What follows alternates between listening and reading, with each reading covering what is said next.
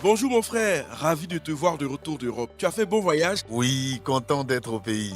Je m'apprêtais à faire une virée au chantier d'exploitation pour remettre au gare les 4 qui étaient en réparation. Ok, je viens avec toi. Au fait, si tu veux aller vers la certification, il faut bien t'assurer que ce matériel est conforme pour la sécurité de tes gares. Tu sembles bien connaître ce qu'est la certification. Tu vas m'en dire plus.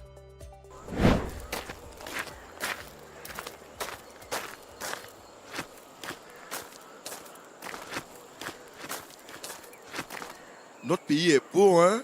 On a de belles forêts. Effectivement, mais elles pourraient être encore plus belles si vous les respectiez un peu plus. Comment ça? Mais on a notre plan d'aménagement et on le respecte. Oui, c'est déjà bien, mais tu dois mettre en application tous les textes législatifs et réglementaires des différentes administrations. Travail, santé, transport, douane, impôts, environnement et j'en passe. Je suis d'accord, mais ce n'est pas toujours facile de comprendre tous ces textes. Tu peux demander des conseils à ton syndicat pour ça.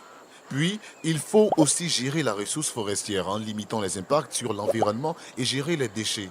Oui, j'en ai conscience. En fait, je songe à améliorer l'entreprise. Avec la certification forestière privée, il existe de très bons référentiels environnementaux et sociaux aujourd'hui. Il existe 2 types de certification. Les standards de vérification de la légalité.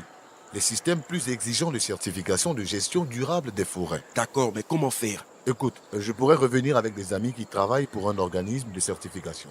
Ils vont te donner tous les détails.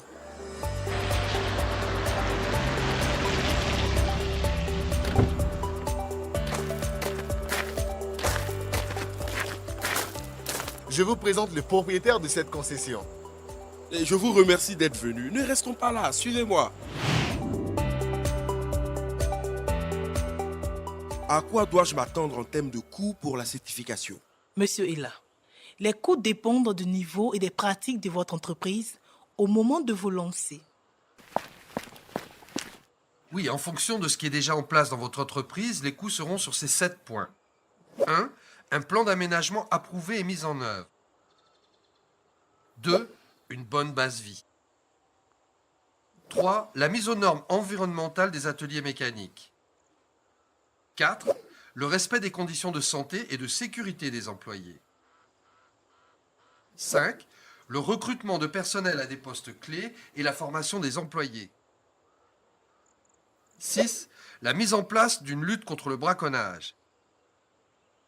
Et 7. La participation au développement local. La certification procure des avantages économiques sur le long terme pour l'entreprise. Une meilleure rentabilité et traçabilité. Disponibilité d'un outil de management et de culture d'entreprise. L'ouverture à des nouveaux marchés exigeants et avec du bois certifié vendu plus cher.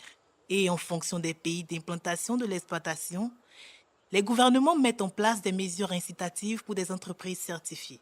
Et une meilleure réputation. D'accord, c'est quand même encourageant. Et concrètement, quelle procédure je dois suivre? Déjà, il vous faut connaître votre niveau et prévoir un plan d'action. Ce diagnostic préalable peut se faire en interne avec vos propres moyens ou vous pouvez faire appel à des compétences extérieures pour vous aider. Vous pouvez contacter le programme de promotion de l'exploitation certifiée des forêts. Ils ont un outil d'aide financier et technique pour les sociétés qui souhaitent aller vers la certification forestière.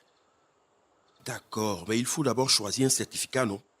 Il vous faut une première idée de la certification vers laquelle vous voulez tendre.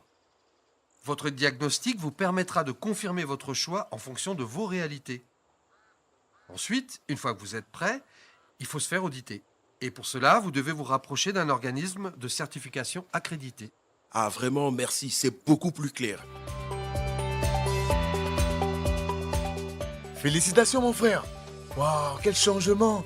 Merci mon frère de m'avoir aidé.